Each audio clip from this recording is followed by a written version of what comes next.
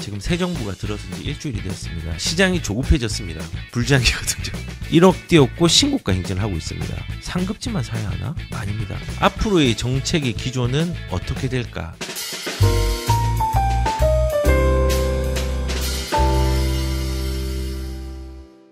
지금 새 정부가 들어선 지 일주일이 되었습니다. 시장의 흐름은 전 어떻게 갈까? 정권에 상관없이 이미 거래량들은 오르고 있습니다. 정말 정권이 이번 정권도 우연인지 모르겠지만은 대선 결과와 상관없이 이미 가격은 움직이고 있는 상황이고 시장이 조급해졌습니다. 왜 조급해졌을까요? 불장이거든요. 모든 전국이 불장이냐? 그렇지는 않습니다. 서울은 확실히 하락세가 많이 줄어들었습니다. 하급지도 이제 거래량들이 조금씩 늘어나고 있거든요. 한번 볼까요? 일단은 매수자 입장에서 조급함이 생겼습니다. 아까 전에 분당의 순회동에 들어가야 되는데 어떻게 해야 되냐고 조급합니다라고 한 것처럼 세금 규제로 상급지로 가야 한다는 조급함들이 매수자 입장에서는 생겼습니다. 더 오르기 전에 빨리 가야 되군요. 조급합니다. 지금 보시면은 강남 아파트 거래량 다시 늘었고 마포 성동도 신고가가 일어나고 있다라고 얘기를 하고 있습니다. 실제로 사실입니다. 매물도 많이 걷어들이고 그다음에 호가도 굉장히 많이 올라가 있습니다. 그리고 신고가 마포 성동 나오고 있습니다. 다주택자가 세금이 불리하니까 사실은 이 똘똘한 한 채로 모이는 현상들이 집중이 되는 겁니다. 그래서 조급함에 대한 부분들이 상급지에는 있고 상급지로 가야 된다는 조급함이 있고 그걸로 이제 집중되는 현상들이 일어나고 있습니다. 그러면 중하급지는 어떤 조급함이 있느냐? 7월에 3단계 스트레스 DSR을 시행을 하죠. 대출을 빨리 실행하려는 조급함들이 있습니다. 중하급지는요, 분산의 도구로 이제 사용이 돼야 되는 지역인데, 지금 세금을 막고 거래를 막으니까는 집중 모드가 되잖아요. 그러니까 거기서부터 먼저 사람들의 수요들이 몰리는 거죠. 그런데 중하급지로 또 가려고 하는데 사람들이 조급합니다. 왜 조급하냐? 지금 거래량들이 늘어나고 또 있는 게 DSR 시행 앞두고 대출 빨리 실행해야 되거든요. 그래서 이런 지방으로 분산될 수 있는 어떤 제도적인 상황들을 조금 더 안 좋게 제한함으로써 사람들이 또 조급함이 생기는 것 같다라는 생각이 듭니다. 그래서 지금 보시면은 DSR 규제 전에 금리 인하 막차 타자 공급 불확실성의 거래가 증가하고 있다라고 얘기를 합니다. 그래서 대출이 사실은 필요한 사람들은 상급지의 사람이 대출이 더 필요한 게 아니라 중하급지에 있는 사람들이 대출이 더 필요합니다. 그런데 지금 대출을 좀 막는 것이 이제 7월부터 시행이 되니까 조금 초조해지고 급해지는 사람들이 생겼습니다. 자, 그러면은 세입자 입장에서는 또 어떤 조급함이 있을까? 이제 생각을 하면요. 자, 이거 어제 신문이네요. 한 달 만에 1억이 뛰었다. 이게 집값이 아니라요. 전세가입니다. 전세가. 전세가 지금 서초에서는 전세가 24억, 매매가 아닙니다. 전세가가 24억이고 둔촌동에서는 보증금 12억 주기도. 예, 전세 불균형이 심화가 되고 작년보다 물량이 17% 줄었답니다. 공급도 줄었답니다. 전세를 내는 것 중에서 전세가를 안정시켜주는 것 중에 하나가 뭔지 아십니까? 입주 물량이거든요. 공급도 부족하죠. 작년보다 물량 많이 줄었는데 문제는 뭐냐? 금리에 대한 부분들이 낮아지고 있지만은 전세에 대한 규제들이 좀 생기니까는 오히려 월세가 엄청나게 이제 사람들이 조금 더 이제 그쪽으로 접근하는 상황들이 생긴 거죠. 지금 보시면은 지금 전세가 신고가 행진을 하고 있어요. 1억 띄었고 신고가 행진을 하고 있습니다. 왜 그러냐? 전세 물량이 줄었거든요. 그리고 이 전세 물량은요, 7월이 되면요, 더 사라질 겁니다. 왜냐하면, 이제 이번 달이죠. 이번 달에 전세 대출 보증 비율도 강화가 되거든요. 강화가 되는데 언제부터냐? 일단은 그 서울 보증보험은 11일부터 내일 모레죠. 내일 모레부터 시행이 되고, 그 다음에 HUG 허그에서는 13일부터 이제 기존에 있는 전세대출 보증 비율에 대한 부분들을 100%에서 90%로 강화를 합니다. 그리고 주택금융공사는 이미 90%를 유지 중에 있어요. 이러면은 전세 세입자들도 대출이 조금 적게 나오게 되겠죠. 물론 이게 전세 사기라든지 HUG나 이런 보증보험에서 워낙 이제 사고들이 많이 일어나서 여기에 대한 손실들이 너무 크니까는 이것들을 조금이라도 보호하기 위해서 이렇게 했다고 생각을 합니다. 그런데 이렇게 전세 보증 비율 자체가 우리가 전세 보증 비율이 낮아지면 뭐가 문제냐? 아파트는 담보가 있어서 담보로 주담대를 빌려주지만요. 전세는 담보가 없잖아요. 그리고 신용으로 빌려줘야 되는데 내 신용을 못 믿잖아요. 그래서 뭘 빌려주냐? HUG라는 국가기관들, 준공공기관을 통해 가지고 거기에서 보증을 해주면은 그 보증한 만큼 은행에서 안심을 하니까 보증한 비율만큼 빌려주는 겁니다. 근데 이 빌려주는 게 예전에는 많이 100% 빌려준 게 이제는 그 전세대출 보증 비율이 90으로 줄면은 전세금을 이렇게 빌릴 수 있는 규모들이 작아지겠죠. 소득 대비해서 이렇게 LTV처럼 할 것 같습니다. 그렇게 되면은 전세금이 확보가 안 되니까는 이것도 사실은 수요를 많이 줄일 수 있는 부분이라고 생각을 합니다. 그리고 2026년도가 되면은 공급 물량이 절반 이하로 떨어집니다. 그럼 어떻게 될까요? 예, 전세는 더 이제 좀 심각한 상황이 될 거라고 저는 생각을 합니다. 그리고 인허가 물량이 지금 굉장히 많이 적은 상황이죠. 2, 3년 전부터. 그러면은 2, 3년 뒤에도 전세가가 내려갈까요? 저는 그렇게 생각하지 않습니다.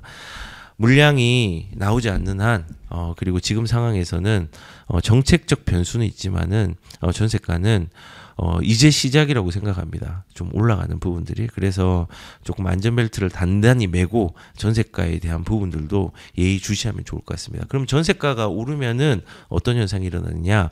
매매가를 자극하는 현상도 선행됩니다. 그래서 일단은 세입자 입장에서의 조급함도 생겼고, 그리고 임대인 입장에서도 조금의 어려움들은 있죠. 왜냐하면 전세가는 올라가긴 하는데 이제 세입자를 맞추기가 되게 힘들 수 있는 상황들이 생기잖아요. 전세의 공급에 대비해서 수요들은 있긴 하지만은 그 수요자가 자금 능력들이 조금 줄어드니까는 거기에 대한 불안함들도 조금 생길 거라는 생각이 듭니다. 그래서 세입자 지금 조급함이 있습니다. 왜냐? 지금 보증보험의 비율들이 낮아지고 있고, 그리고 더 심각한 거는 여기서 수도권에 핀셋 규제를 한다고 하잖아요. 핀셋 규제 뭐냐? 보증 비율을 수도권에는 70%에서 80%도 검토하고 있습니다. 그러면은 전세 보증 비율이 낮아지면은 전세 대출이 훨씬 작게 나오겠죠. 예, LTV랑 똑같은 기능입니다. 그래서 지금 전세는 계속 어려운 상황. 근데 가격은 계속 올라갈 수 있는 여지들이 저는 있다고 생각을 합니다. 자, 아무튼 지금 이렇게 초조함과 조급함들이 있는데 지금 시장을 한번 보시면요. 그 시장의 상황들이 지금 만만치가 않아요. 거래량들이 여기 보이시는 빨간색이 6월 달이거든요. 6월 달 지금 그대로네? 아닙니다. 여기가 6월 6일 현충일, 6월 7일, 6월 8일, 오늘 아직 집계가 안 됐더라고요. 그래서 가만히 있는 건데 지금 제가 결론부터 말씀드리면요. 3월이 지금 올해 들어서 제일 고점이었잖아요. 거래량이 제일 많았잖아요. 10,000건 가까이 됐잖아요. 그리고 4월 달이 확 죽었는데 5월 달은 지금 집계가 끝나지 않았지만요. 이미 4월 달을 넘어갔습니다. 4월 달. 지금 보시면은 4월달 넘어갔습니다. 4월달이 지금 5,300건인데 5월달은요 5,400건입니다. 그러니까는 4월달이 저점으로 좀 찍고 그 다음에 거래량이 5월달은 이미 4월달을 넘었고 아직까지 집계 기간이 남았기 때문에 7,500건 전후 8,000건 미만으로 저는 집계가 될 것 같습니다. 근데 더 놀라운 건 뭐냐면요. 지금 표시는 많이 안 나는데 이거 이제 내일 집계가 되고 이러면요. 이 꺾이는 게 이렇게 될 겁니다. 6월 달이 거래량이 더 속도가 빠릅니다. 5월보다. 3월하고 비슷한 거래량이 나올 수 있어요. 제가 생각할 때는 서울 같은 경우는. 그런데 3월과 비슷한 거래량이라고 하면은 이제 9,000건, 8,000건 그 정도를 얘기하는 건데 그 정도 수준으로 저는 6월 달은 나올 가능성들이 매우 크다고 생각합니다. 지금 이게 아무것도 아닌 것 같죠. 제가 다음 주 방송 때 요게 요렇게 꺾인 거 한번 보여드릴게요. 지금 흐름 자체가 거래량 자체가 심상치가 않은 부분이 있고 특히 강남권이랑 한강벨트 쪽 라인 쪽에서도 거래가 많이 일어나고 있고 그리고 그쪽으로 이제 그 주변까지 퍼지고 있습니다. 근데 이제 중요한 건 뭐냐면은 이렇게 지금 거래량이 6월 달 거래량이 5월 달보다 더 많이 나올 겁니다. 그럼 5월 달보다 6월 달에 거래량이 많이 나온다는 건 시장이 더 좋다는 거겠죠. 더 좋다는 건데 강남구 같은 경우나 이런 상급지에 되게 특이한 현상이 뭐냐면은 강남구는 4월 달에는 거래량이 108건이었는데 5월 달에는 153건. 근데 6월 달은 아직까지 이제 더 지켜봐야 됩니다. 근데 그 같은 기간 동안에 4월은 108건, 5월 달은 153건. 서초구는 49건에서 2배 늘었습니다. 96건. 송파는 129건에서 142건. 용산구는 38건에서 44건으로 증가했어요. 그러니까는 이 지금 토호제를 지정하고 난 이후에 거래량이 줄어드는 것 같은데 거래량이 늘었고요. 근데 이제 3월만큼은 늘지 않았어요. 3월에는 훨씬 못 미치지만은 4월보다는 2배로 는 데도 있고 3분의 1 이상이 는 데가 있고 그렇습니다. 근데 이 늘면서 가격이 조금씩 올랐느냐? 가격들이 이게 좀 무서울 정도로 폭폭폭 많이 올라갔습니다. 반포 아크로 리버파크 아시죠? 아리팍. 이제 84 타입 56억에 얼마 전에 또 손바뀜 돼가지고 신고가 썼죠. 예전에 아리팍이 처음으로 아파트 중에서 평당 1억이 넘어갔던 아파트입니다. 보편적인 뭐 대규모 대단지 아파트 중에서. 근데 지금 30평이 1억이 평당 1억이면 30억대거든요. 그게 불과 3년 전입니다. 근데 지금 56억. 토지 지정 전에는 사실은 이게 한 47억 정도에서 48억, 50억까지 거래가 됐는데 이게 거의 뭐 10억 가까이 거래가 뻥 뛰는 상황이 된 거죠. 아니 그러면은 우상향을 할 것 같은데 그러면 상급지만 오를 것인가? 상급지와 하급지는요 지속적으로 벌어져 왔습니다. 10년 전, 20년 전, 30년 전 비교를 해보면요 꾸준하게 벌어졌습니다. 과거부터 격차는 계속 벌어져 왔습니다. 그러면 그렇다면 이런 질문을 할 수 있겠죠. 아니 그러면은 상급지만 사야 하나? 아닙니다. 상급지를 처음부터 들어갈 수 없다면요. 중하급지의 좋은 입지로 선별적으로 들어가는 게 가만히 있는 선택보다 자산의 격차를 줄일 수 있다고 생각합니다. 누구나 상급지에 처음 들어갈 수 있으면 들어갈 수 있지만요. 징검다리가 필요하거든요. 그래서 지금 타이밍상 가만히 있는 지역들 있잖아요. 그런 지역들을 잘 눈여겨보시고 그 지역의 발전성들 이 있는 입지들 뭐 이상한 시골 말고요. 시골이 이상하다는 게 아니라 투자 가치로서는 그런 데를 한번 잘 눈여겨보시고 가만히 있는 선택을 하는 것보다는 이런 타이밍에 조금 움직이기 초입 상태에 있는 물건들을 잘 선별해서 들어가면은 자산의 격차들을 상급지와 좀 줄일 수 있는 여건은 만들 수 있다 생각합니다. 가만히 있는 것보다는 중하급지 들어가는 게 저는 맞다고 생각을 합니다. 그리고 앞으로의 정책의 기조는 어떻게 될까? 이거를 생각해 보면 첫 번째는 지방선거가 내년에 있습니다. 내년에 지방선거가 있어서 규제를 조금은 자중할 수 있다는 생각은 하지만 저는 올라가는 집값을 가만히 내버려 둘 거라고 생각하지 않습니다. 그래서 우선은 공급정책을 그래 기조가 공급정책이니까 발표한 다음에 시장이 분명히 안 잡힐 거거든요. 그러면은 빠른 시일 내에 시장 안정화 정책이 나오지 않을까 예상합니다. 예전에 문재인 정부 때 그렇게 했었잖아요. 6월 달에 간 보는 정책을 살짝 냈어요. 근데 안 먹히잖아요. 그러니까는 파격적인 파리 정책을 냈습니다. 뭐 그런 형태로 나올지 어떤 형태로 나올지 모르겠지만은 공급 정책으로 안 먹히거든요. 그러면 안정화 대책이 나올 거라고 이제 생각을 합니다. 그리고 앞으로의 부동산 기조 중에서 이재명 정부에서 이재명 씨가 이런 얘기를 했죠. 기존의 세금 구조를 건드리지 않고 세금을 많이 거둘 수 있는 방법을 모색할 것이다 라고 얘기를 했죠. 근데 여기서 이제 생각하면요. 이재명 지금 정부는요. 세금을 건드리지 않는데 세금을 많이 거둘 수 있습니다. 왜 그런 줄 아십니까? 왜 그러냐면 기존의 세금 구조를 안 건드려도 취득세 이미 중과가 되어 있습니다. 이거 그대로 놔두면요. 이 자체가 큰 규제입니다. 12.4%, 8.4% 지금 규제가 되어 있거든요. 이거 가만히 놔둔다는 거거든요. 보유세. 보유세도 세율을 손대지 않아도 됩니다. 그래도 세금 많이 거둘 수 있습니다. 왜냐하면 세금 비율을 손대지 않고 공정시장 가액 비율이라는 걸 대통령이 손댈 수 있거든요. 그리고 공시지가 현실화 방안들 내면 되거든요. 그러면은 세금의 비율을 손대지 않고 공시가를 올리고 공정시장 가액 비율이라는 게 세금을 조정하기 위한 건전한 상황으로 만들어진 장치인데 이거를 공정시장 가액으로 90%까지 올려버린다. 지금 60%거든요. 그러면은 보유세 폭탄 맞습니다. 그래서 세금 안 건드리는데 이거 올릴 수 있습니다. 그리고 양도세 이거는 2026년 5월 9일 날 양도세 유예가 더 이상 이제 안 되죠. 그때 1년을 윤석열 정부처럼 할 것인가? 아니거든요.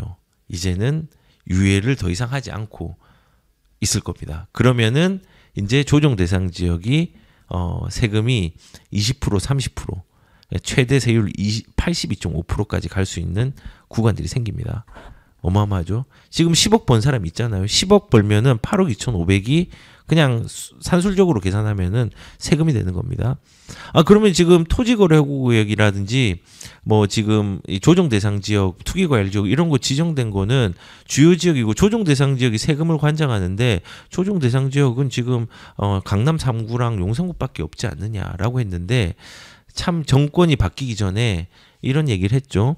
정부에서 집값 변동성이 확대될 때 토지거래 허가구역도 지정을 하는데 조정 대상 지역 투기과열지구도 추가로 지정 검토를 하겠다고 했는데 이게 대선 전입니다. 근데 지금 현 정부 되기 이전에도 이런 얘기를 했었는데 이후에 우리가 세금을 손대지 않고 이런 지역들을 일부 지역들을 만약에 확대를 한다고 하면은 지금 보수 정권이라고 하는 데서도 이렇게 잡고 있었는데 진보 정권이라 안 하겠습니까? 그러면은 양도세는 폭탄을 맞습니다. 이거는 어떻게 될지 모르겠지만은 일단 제 생각에는 양도세 유예 2026년 5월 9일 유예는 더 이상 하지 않을 것 같습니다. 다주택자 중에서 5년을 견디기 힘든 사람, 이재명 정부가 지나가기 전까지 현금 흐름이라든지 다른 물건들을 가져가기 힘든 경우라고 하면은 못난이 하나 정도는 팔아도 됩니다. 못난이 정도. 좋은 거 팔면 안 됩니다. 좋은 거는 끝까지 사수하고 가져가야 됩니다. 그리고 마지막으로 이번 정부는 어떻게 될 것인가. 방금 지방선거 때문에 자중하겠지만은 그 자중의 기간들이 길진 않을 거고 세금 안 건드리지만은 안 건드리고도 세금을 거둘 수 있는 방법들이 있다라고 얘기했고 요 세금을 못 거두면은 뭘 할 거냐. 예산 편성을 이제 추경을 하겠죠. 그리고 이제 돈 푸는 기조는 부동산에 영향을 크게 미칠 것입니다. 통화 정책이 완화되고 재정 정책이 확대되면요. 대출 금리는 지금 현재 좀 내렸지만요. 요거 확대한다고 하니까 이내 다시 대출 금리가 조금 올랐죠. 지금 정부에서는 추경을 20억 지금 이제 경제 회복을 명목으로 이제 규제 완화도 주목이라고 했는데 저는 이제 20조의 추경이 이제 발동을 합니다. 이제 계속 이런 일이 많을 겁니다. 문재인 정부에서도 역대로 추경을 가장 많이 한 게 문재인 정부고요.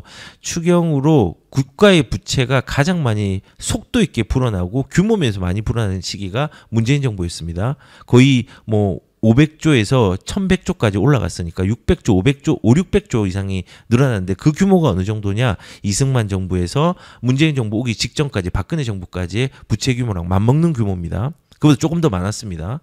자, 그런 이제 이런 규제도 규제지만은 돈을 푸는 거를 생각을 해보십시오. 이제 돈이 풀립니다.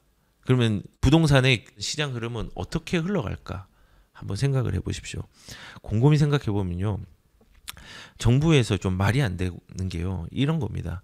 월급을 500만을 받는 사람이 있습니다. 근데 지출을 700만을 해요. 그러면 어디선가 월급 외에 다른 돈이 필요하잖아요.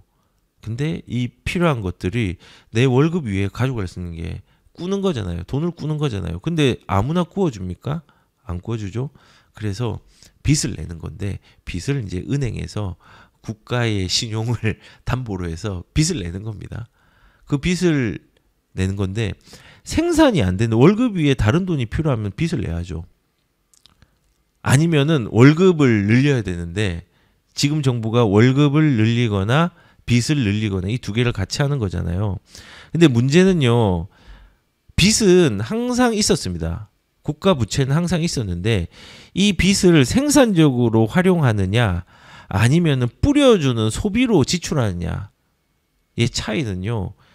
각도가 처음에는 작지만은 이렇게 벌어질 겁니다. 생산에 자금을 투자되어 가지고 가치를 창출하면은 좋은 건데 생산을 소비에 비중을 높여 가지고 지출을 하면요.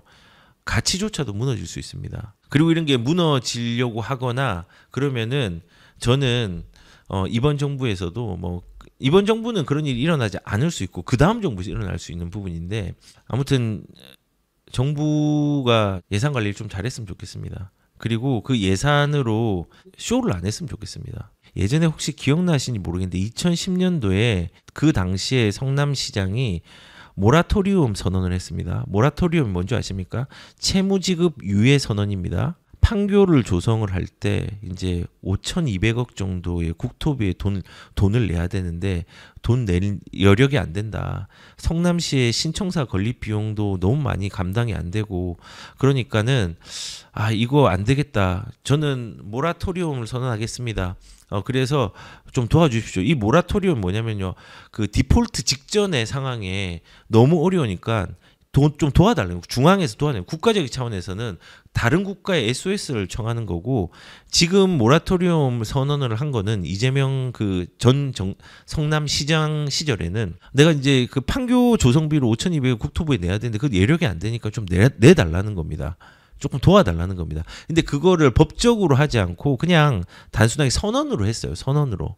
법적인 효과 있게 뭔가를 선언을 한 건 아니고 단순하게 그거를 경각심을 주기 위해서 했다는 거예요. 근데 실제로 보니까는 그 모라토리움을 성남에는 예초부터 존재하지 않았다는 게 뭐 물어보니까는 뭐 그때 5,200억을 바로 국토부에 내지 않아도 됐대요. 그냥 정치적 쇼로 이용한 거예요. 이때. 정치적 쇼로. 여기 보시면은 모라토리움이 아예 존재하지 않았다. 라고 얘기를 하잖아요. 그리고 또 말이 안 되는 게 이때 그 성남시가 그래도 대한민국 지자체 중에서 재정 자립도가 1위 가끔씩 2위 재정의 건정성이 충분한데도 모라토리움 선언이라는 걸로 이제 정치적인 재정적 쇼를 한 거죠, 사실은. 그리고 모라토리움 선언 직후에 어떻게 이걸 뭐 갚았냐면요. 추경 1,365억 추경하고 지방채 발행 1,100억 정도 해가지고 돌려막기 했습니다. 그리고 국토부는 돈 달라고 압박한 적도 없고 뭐 단순 선언이었는데 아무튼 이렇게 해가지고 자기 치적으로 삼았죠. 예전에 그 철거민 계곡 철거민 그 정책 자체도 남양주 시장의 정책이었습니다. 그거를 널리 확대시킨 거는 이재명 지금 현재 정부에선 이재명 전 도지사가 맞지만은 그거를 확대시킨 거는 맞지만은 그 계곡에 대한 부분들 철거에 대한 것들을 정책적 이슈를 만들고 포장을 하려고 하는 정책은요 남양주에서 먼저 시작을 했습니다. 그러니까는 그런 것들을 쇼를 잘한다는 거죠. 쇼가 못마땅해서 그런 게 아니라 정책 자체가 돈 푸는 것 자체가 안 좋은 거죠, 사실은. 제가 몇 가지 예를 드릴게요. 루마니아의 주택 정책을 혹시 아시나요? 루마니아의 주택 정책은요. 1인 1가구 주택 정책을 해서 실질적으로 국민 96%가 본인 집에 실거주했습니다. 주택 보급률이 95%, 96%였습니다. 근데 되게 재밌는 건요. 선진국은요. 대부분 주택 보급률이 70% 미만입니다. 한국도 60%대고 미국도 64%고 일본도 62%고 뭐 한 70% 아래로 다 내려갑니다. 근데 96% 완벽하고 이상적인 사람이 사는 것 같은 이 나라에서 루마니아에서 모든 가구가 대부분이 주택을 보유하고 있는데 주택 구매가 제한이 되기 때문에 건설업이 새로운 건설 주택을 짓지 않습니다. 건설 경기가 힘들어지죠. 그리고 설령 새로 짓는다고 해도 수요가 거의 없어요. 미미해요. 그리고 집 소유자가 집 크기를 키우고 싶어도 본인 집이 안 팔려가지고 제한적으로 다른 더 큰 집으로 이사를 못 가요. 그리고 거기에 딸린 뭐 인테리어 사업이란 이런 것들 다 건설 경기업이 스탑이 된 거예요. 그리고 경제 발전도 저성장이 됐어요. 사람들이 내수를 살리고 싶으면요, 뭐 부동산을 죽여야 된다고 하는데 부동산 거래를 죽이면요 내수가 죽습니다. 건설업이 얼마나 큰 역할을 하는데요. 그리고 이런 1주택 정책으로 그 빈집이 없어가지고 다른 지역으로 집을 못 구해요. 그리고 직장 이전하잖아요. 그럼 집이 이사를 못 하는데 어떻게 직장 구하는 것도 덩달아 힘들죠. 자식이 독립하잖아요. 구할 집이 되게 어려운데 어떻게 해요. 그래서 그 되게 이런 부분들이 공산주의적인 사고잖아요. 어떻게 보면은. 그리고 주택이 건설업이 죽으니까 노화가 심합니다. 그리고 우리가 잘 아는 베네수엘라는 시행한 정책 제가 알려드릴까요? 임대료 9년간 동결. 베네수엘라에서 했죠. 주택 분양 시에 물가지수를 반영을 못하는 거. 물가지수를 주택 분양하고는 반영하지 말래요. 물가랑 주택 물가랑은 따로 보래요. 그리고 주택개발 정부에서 직접 통제했습니다. 그리고 임의적 퇴거 금지법이 있었어요. 그게 뭐냐면은 전월세 무제한 연장법이에요. 그게 베네수엘라입니다. 결과는 뭐죠? 임대주택 품귀 현상. 그 다음에 임대보다 매매를 선호하는 현상. 그리고 그 임대주택률이 30%에서 3%로 급감해요. 임대주택률이. 우리는 가난한 복지를 추구해서 하향 평준화가 되는 게 중요한 게 아니라 성장 동력을 만들어서 상향 평준화를 만들어야 됩니다. 그래서 이번 이제 정권 정해졌잖아요. 정해졌지만은 각자 도생을 좀 잘 하시면서 그러면서 아까 제가 처음에 했던 말로 다시 돌아가면요. 우리가 풍년을 맞으려면요. 흉년을 잘 대비해야 된다고 얘기를 했습니다. 이민도 가고 싶고 어렵죠. 근데 흉년이 늘 있었잖아요. 그 흉년 때문에 풍년을 포기할 수는 없잖아요. 그래서 시장이 어렵고 힘들고 걱정이 되는 부분이 있지만은 우리가 다음에 선거도 잘하면 되고 또 다음에 이 시장의 어려운 거래 시장의 유동성 시장의 자산 일단은 잘 세팅을 해놓으면 되고 제가 비유하는 것 중에서 이런 게 있습니다. 언덕에서 돌이 굴러오는데 그 굴러온 돌을 어떤 사람은 그거를 못 보고 봤는데 피하지 못하고 죽어버려요. 돌이 너무 커가지고. 그래서 죽었어요. 근데 똑같은 언덕에서 똑같은 돌이 굴러오는데 어떤 사람은 그걸 보고 지혜롭게 피해요. 그리고 어떤 사람은 그 위험한 돌이 굴러오는 거를 피하고 그 돌을 주워서 깎아서 조각을 만들어서 팔아서 수익을 냅니다. 상황은 똑같죠. 근데 그 똑같은 상황을 우리가 어떻게 바라보고 어떻게 대응하고 어떻게 해결하느냐에 따라서 우리에게 또 다른 기회를 줄 수도 있다고 생각을 합니다. 그래서 그 시장이 너무 좋은 거, 근데 자유가 뺏기는 거, 하지만 유동성장이 걸리는 거, 거래는 어렵지만은 시장이 커지는 게 있습니다. 요거 기억하시고 그 어려움의 흉년들을 극복을 난 다음에 우리가 맞이할 수 있는 자산의 또 버팀목들은 또 커질 수 있다는 것도 기억을 했으면 좋겠습니다.